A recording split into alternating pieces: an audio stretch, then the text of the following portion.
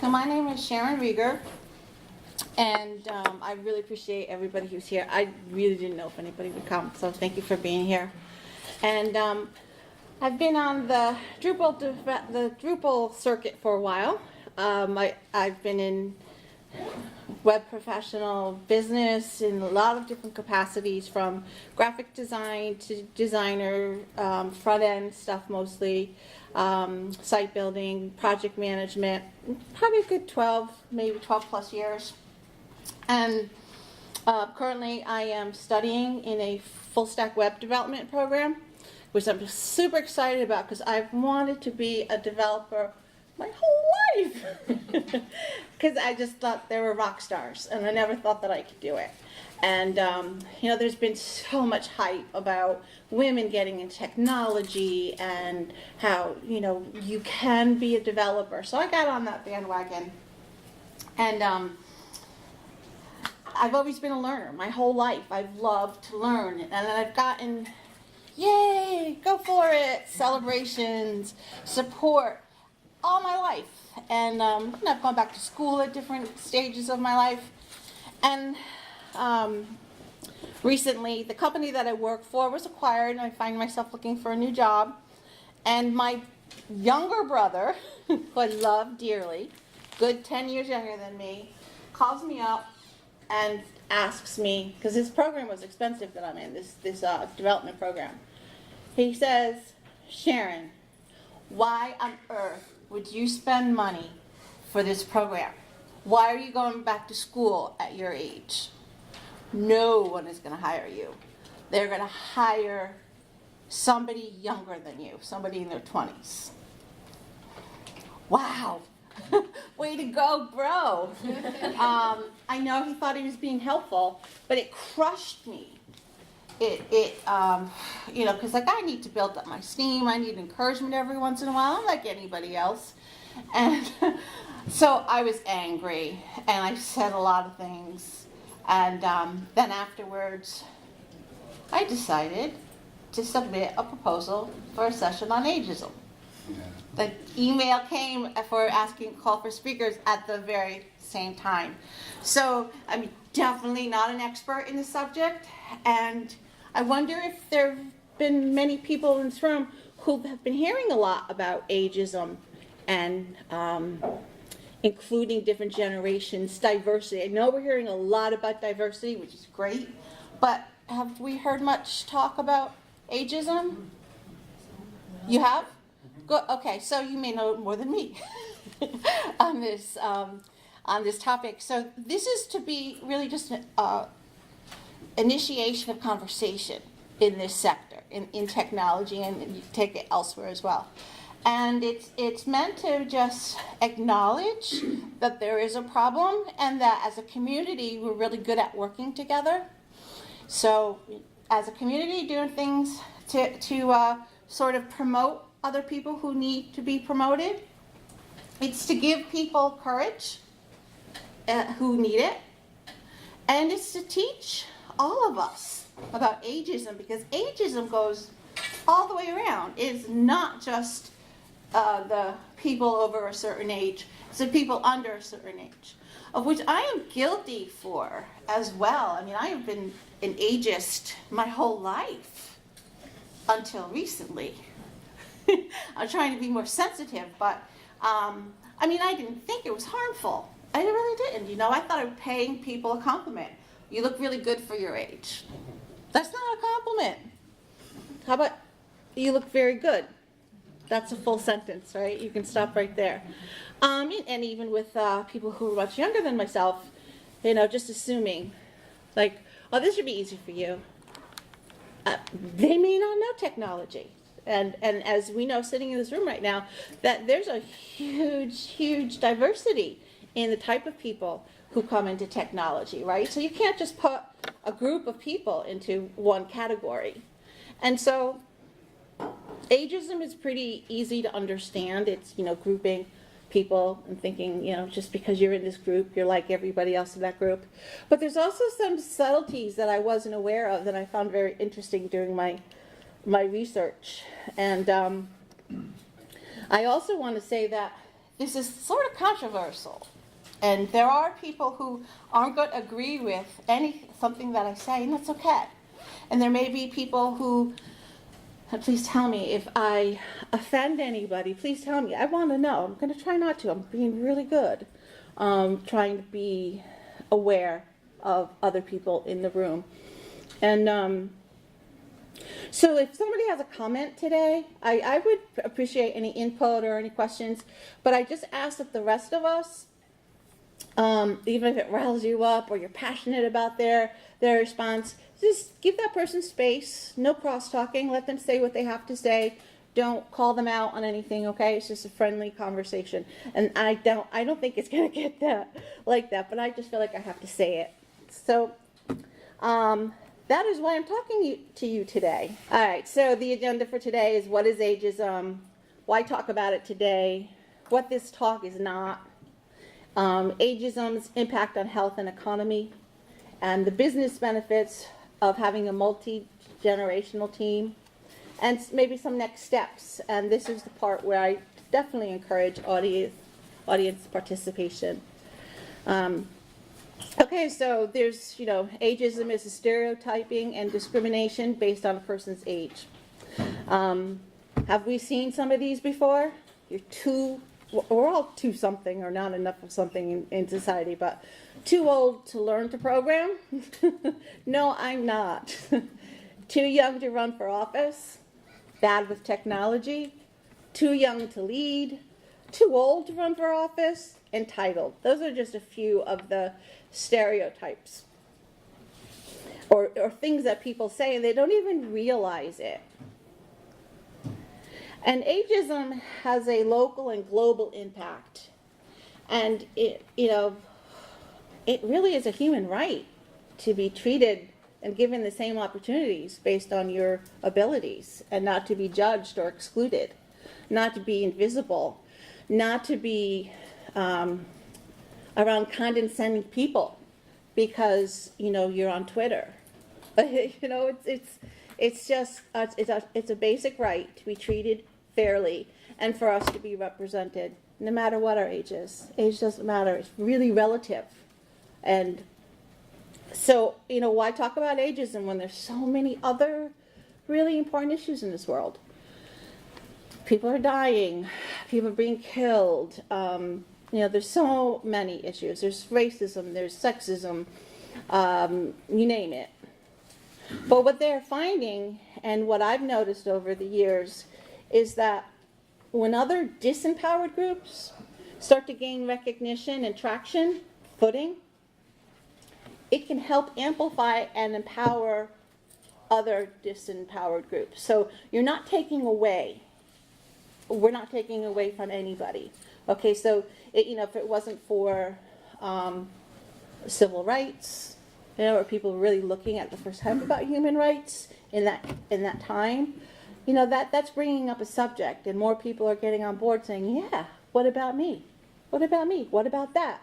It's not okay to just say whatever you think. It's not okay to, perfect. During the, I think it was during the 70s and earlier, before the American Disability Act, people didn't feel it was their responsibility whatsoever to put in a ramp. Why should I pay for that? Now we sort of look at a place like, why don't you have a ramp? So attitudes change, and it's only when people start talking about it.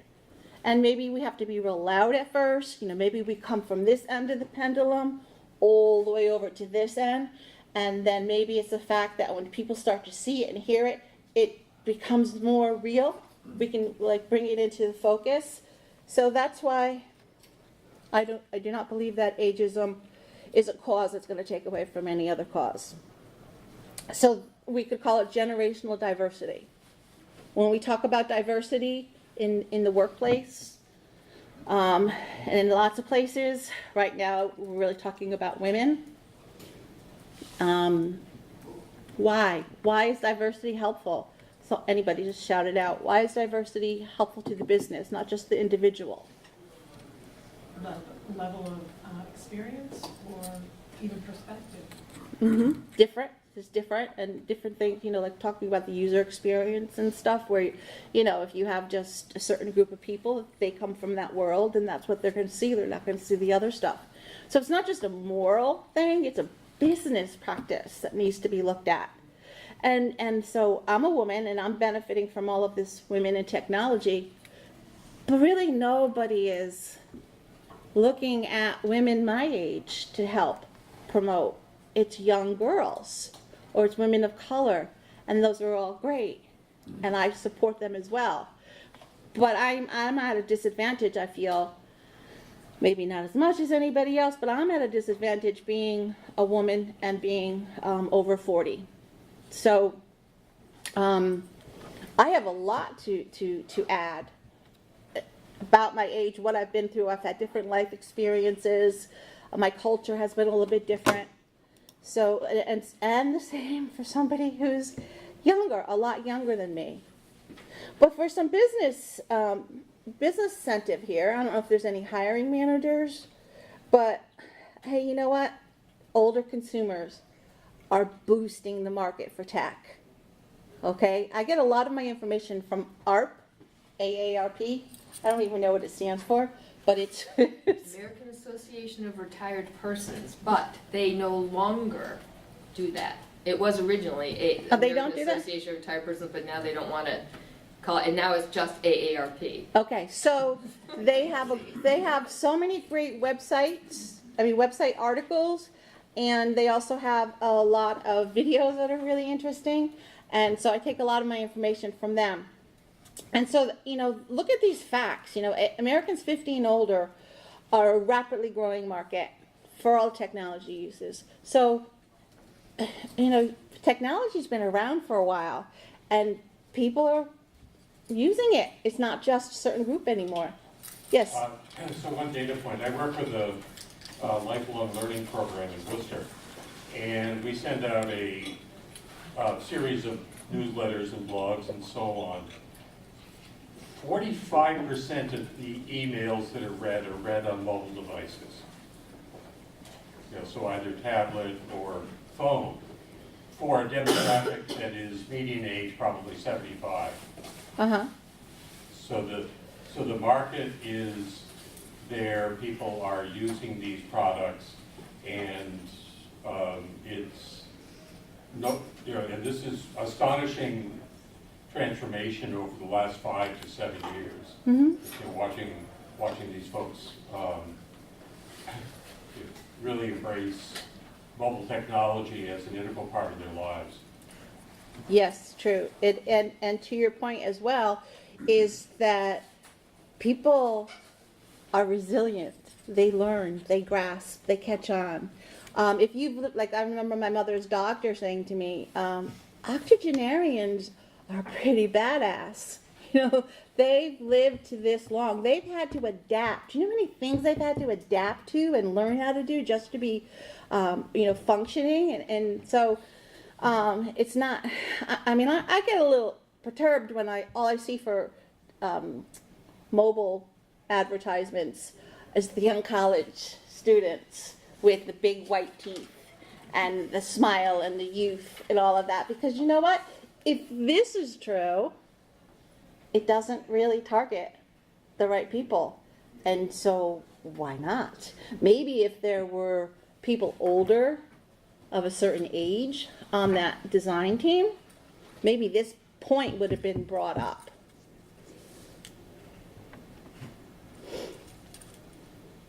So I talked a little bit about the economic impact. Is what they're seeing as a trend is people, especially in technology, when they lose their jobs, they're having a difficult time, unless they're a rock star, they're having a difficult time finding another job. And if they do, that job most likely pays less than what they're used to. So they're dipping into their retirement, they're dipping into their savings. They're still supposed to be working, and they're entering their retirement at a disadvantage. And that goes all the way down. That just affects everybody. It affects the children who still need money from them. No, You know, and it's silly. That's the whole thing. It's silly. It's stupid. It doesn't make any sense. Who got to say that at a certain point you became too old for something? What's up with that? It just reminds me of I was saying before, the Middle Ages and the Renaissance. Like, when did that happen? When? You know, I'm still waiting to find out. When is it? It's when, who got to decide that? It's inaccurate. And there are people who are 30 years old who are thinking about, oh no, I'm going to be too old. And that's just ridiculous. So how do these prejudices start? People aren't born with this. It's what we hear and see. And it's unconscious. A lot of times it really is. It's just, you know, how many people spend as much time with other people as they do with the fake people on TV or the magazines, the people on the magazines. So these are sort of images that get, I feel, and other people do as well, these sort of images, unless you're immune to it, kind of help take a picture for us. I was thrilled when Catherine Bates was an actor. You know, she looked like me. But then she chopped the guy's leg off, right? I mean, it's just like, why couldn't she be the woman that was achieving great things? I don't know. So Ashton Applewhite, and I do have a resources slide at the end, Ashton Applewhite has been leading the charge with other people, and this is how I kind of stumbled upon her. She has a website, This Chair Rocks, and she does TED Talks, and she's pretty informative. So I do blame the media to some degree. The images you see, all of that, there's nothing wrong with this, but balance it out a little bit. I would like to see more presentation slides, including every average people, including everybody. That helps. And the last company that I worked for, at one point, I would challenge marketing and use an image that wasn't of a beautiful person, a beautiful young person. And they would reject it. But I would ask them, why? Why don't you like this? And they couldn't say. They wouldn't say. So I'd get to use the image. And I think that was good for our audience, right? You want to see yourself represented. And our audience was much older. So how much time do I have? You're doing good. You still got about 10 Okay. minutes. All right, so, you know, there's a lot to go over, and I definitely just wanted to initiate a conversation today. I'm not hearing enough people talking about it in my social circles or in my professional or academic circles, and I thought that maybe we could all put our heads together. You know, companies have a lot they can do, individuals, tech communities, you know, maybe promote somebody, maybe give them credit for something, maybe not talk over them. And I'm talking on both ends, the younger and the older. It's not fair for me to assume anything about any one of you, except for that you like to learn, because you're here, all right? So companies who want to include diversity, generational diversity into their culture, it's really great. But there are a lot of steps for them to do. And I have a resource at the end for that person in this room where, you know, you have to get there's a huge generational divide. I don't know how to talk to her. I don't know how to talk to him. We have different styles, maybe, whatever it is. Figure out a way to find a bridge and connect. Benefit from all the diversity, benefit from the differences, but I think you're going to find that most people have the same values. Most people have a lot of the same qualities. We're not all that different. You know, we still like to work hard. We still like to get recognition. We still like to challenge ourselves. We don't like to be made fun of or ridiculed. So there's a lot, there's common ground.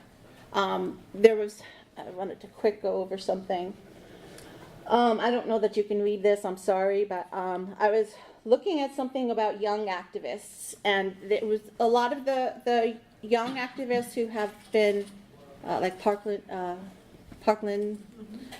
okay, so they interviewed some of these people. There's not just them. There's a whole bunch of other people. They interviewed them and they asked them questions and you know, what can you do about age discrimination? And they were like, well, I see older folks as disposable. I think we see older folks as disposable. It's the same narrative we have for poor people, homeless people, formerly incarcerated, that have no value. Ageism is rooted in that system.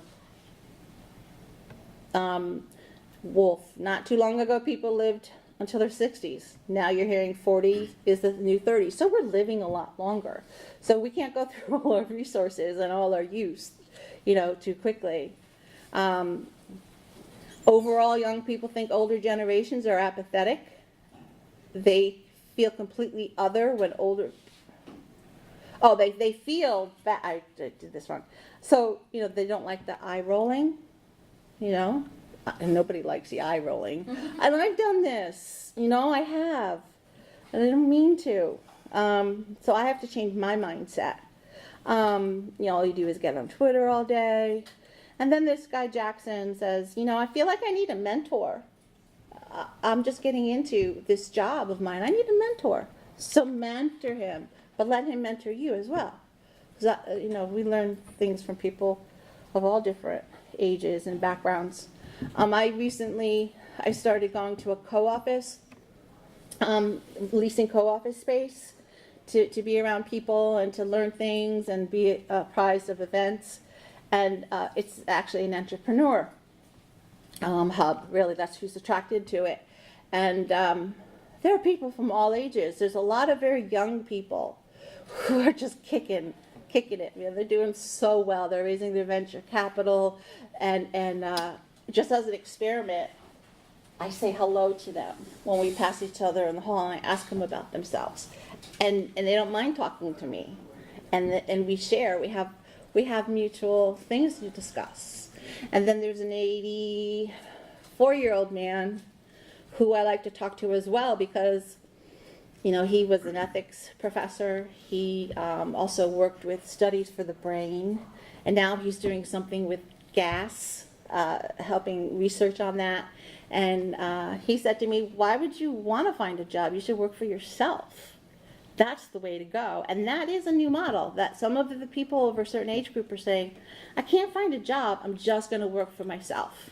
And so that's adaptation, right?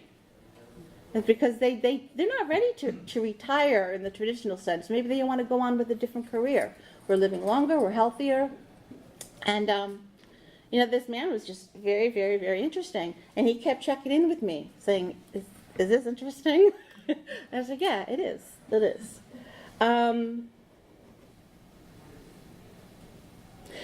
So the point is, it's really helpful to reach out and to listen. Listen is a form of activism, if you think about it. Think about that for a little bit. All right, so we're talking about well-intended comments that may not be. And so I'm going to ask you guys to throw out a couple. Maybe that you've heard or you heard somebody else that wasn't appreciated. Like, you know, I said before, you looked good for, or, you know, young lady. Are you still, fill in the blanks, are you still working? Back in your day. My grandma is so adorable. 60 is the new 30. Old dogs can't learn new tricks. So that's from my end of things. I'd be very interested in hearing from earlier generations than me, if you have anything that, you know, that people say that maybe they don't realize that it's offensive, but you'd like to bring it up. Well, those millennials are ruining X, aren't they? Yeah. But the baby boomers left you guys with a ton of college debt. My son We always, wrecked the economy. I didn't. You personally. Yeah. I have no money. Anything else? I'm sorry. Right to the planet? Yeah. Right to, So, no, this is somebody saying to a younger person. yeah, well, or, yeah. I actually had a question about the, my grandma is so adorable, like that, The other ones are sort of obvious to me as condescending. My grandma is so adorable. Like, why can't my grandma be adorable? That's true. That's a good point. And so it really know your audience, you know? So, and it is the tone of voice and the intention. And there's a lot behind intention. Oh, you're so cute. You know, you say whatever you feel. You know, you tell me that I'm an idiot. Oh, you're so adorable. I guess. So that's a good point. Some of these might be perfectly fine. I think that's like if you're talking to someone who's the same age as your grandma, but you're like peers in the workplace. I used to get that a lot when I was the youngest in my workplace, of course, a long time ago. And and one of my coworkers, who I was actually a step above her in the hierarchy, found out that I went to high school with her son, and that completely changed our working relationship. She lost respect for me completely when she found out that her son and I had gone to high school together. And then I was a kid in her mind. Would you say that, I mean, because as a Gen Xer, like, we're the smaller generation, we're overlooked all the time. Would you say, so I look at things, how things were when I came into the workforce, and there weren't that many women older than me to look up to for role models. It's totally different now. But the young women I talk to have the same exact issues that I had back then, which, like, why would that still be happening? So would you say that the ageism piece, like the gender piece, has sort of shifted, but not? You know, like we feel like it should have changed, but it hasn't? Since I don't maybe the see it 80s. happening with women as much. Maybe men. I don't know, but again, I'm not an expert, but in my own personal experience and what I've been hearing other people say, I think like women don't have the same luxury of growing old gracefully as men do, in the sense of the superficial, like with Hollywood, you know, that kind of stuff. But no, I think there's a lot to catch up. I think women have it harder. But that's just me, and anyone can disagree because I'm not you. I'm not sitting in your skin. I think it's particularly challenging in the tech environment for women, older women. The assumption is like an older woman doesn't know anything about technology. You know, I don't think that goes as much for a male. Even though women that are 50 had computers in elementary school. Right. Yeah, it's just yeah. Yeah. So bizarre. So in this group, we know that women are technical, and men are technical because we're together. Right? We're a community. No? I'm sorry. No, actually, I find, I don't know that I agree with the women over 40 versus men, because I'm getting the same kind of attitude that I'm too old to know. I actually had someone tell me recently that I am too old to understand smartphones because that's a younger thing, and my grandmother doesn't know how to use it, so you can't either. And I try to explain to him that I was there before they were invented.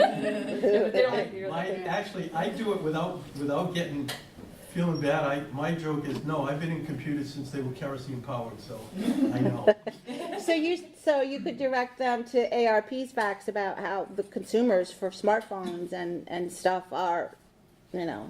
Yeah, it's just interesting the way, when you said it's your perspective, obviously, as a woman, and my perspective is the same.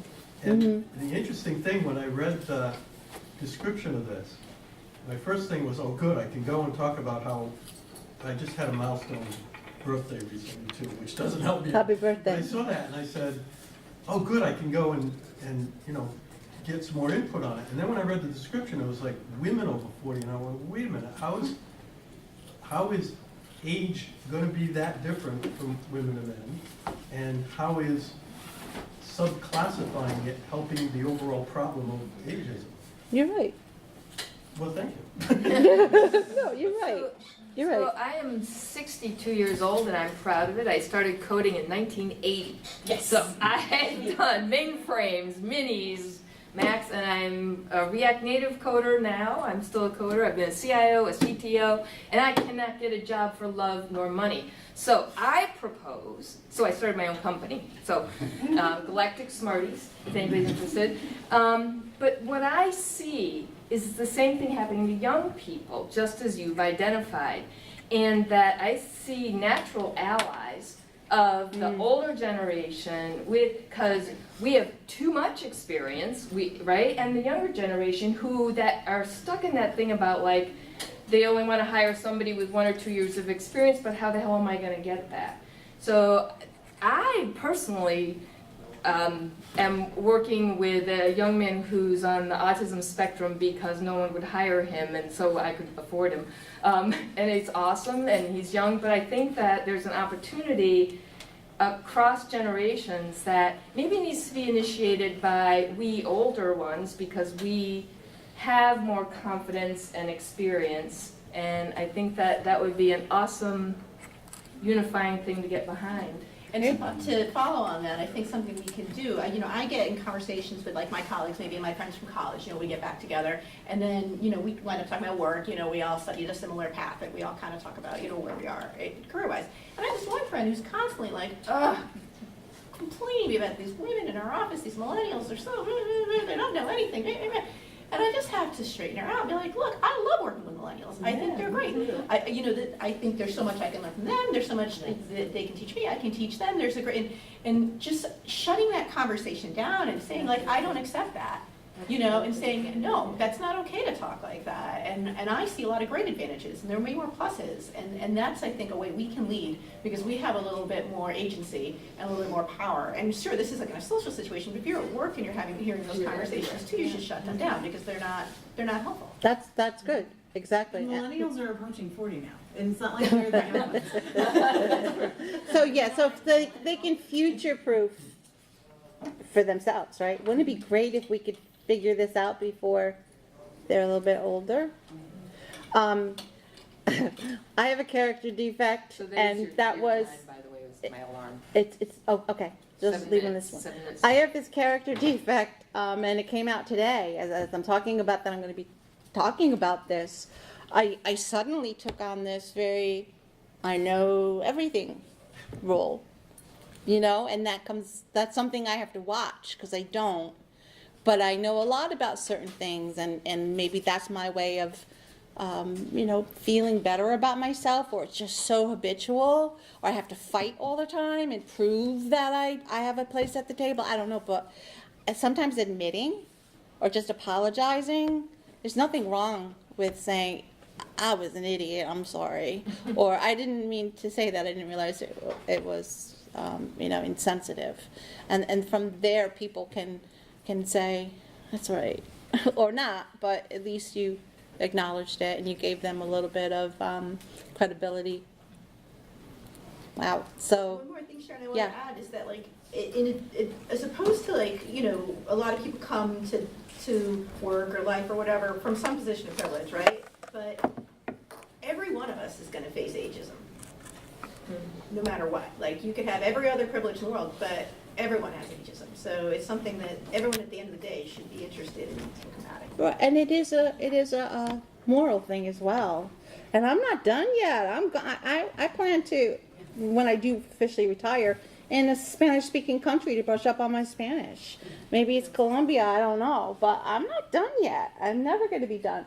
I just wanted to point out real quick that, with the AARP, they have great articles and everything, but they also have a link for employers to sign up and pledge to be age-friendly companies, right? So, that's a start. There's jobs, again, so if you're looking for an age-friendly company, and I didn't have time for videos, but these are pretty funny, these videos. I would suggest, I'm going to put my slides up for another time. And you guys know who the Toots tutorial people are? Yep. Mark, okay, and Vado.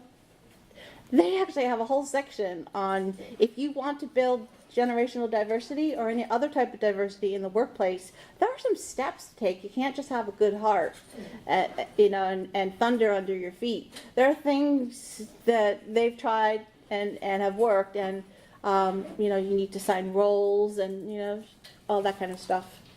All right, thank you very much. Appreciate it.